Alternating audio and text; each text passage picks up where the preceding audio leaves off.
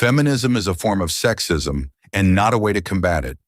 It is, in fact, a new form of sexism, but now redirected against men, surreptitiously promoted, although never officially acknowledged, as an inevitable part of the process of women's empowerment, ideologically grounded and architected in the broader political and cultural spectrum of a reactionary movement, and not revolutionary, fueled by the resentment against the past and the understanding of the concept of historical justice as revenge against it and its perpetrators, the so-called white men.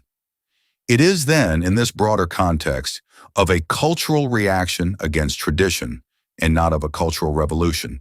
fueled by resentment and legitimized by the idea of historical justice, understood as revenge, where feminism and women's empowerment must be understood, historically and politically, unmasking their astute semantic bias, fueled by purely strategic purposes. On the one hand, granting women equal rights, the so-called women's empowerment, never at any time had equality between men and women as a goal, as is commonly said, because when men and women are not equally treated and men are the ones who suffer the injustices of that treatment, while women profit from that inequity, the stance taken by the feminists is not by any means the same as the one they adopt when men and women are not equally treated and women are the ones who suffer the injustices of that treatment, while men benefit from that discrimination,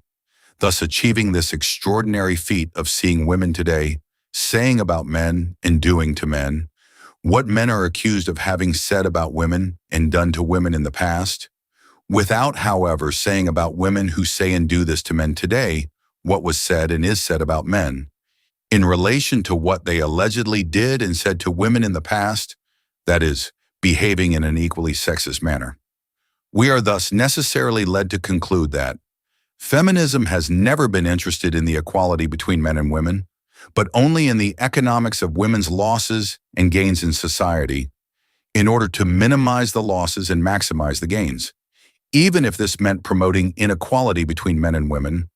of course, as long as this inequality did not hurt women. The equality between men and women ideal presupposes that, when this equality is not guaranteed, the self-proclaimed equality supporters always take the same position in situations where this equality is not assured, regardless of whether it is men or women who benefit from that inequality.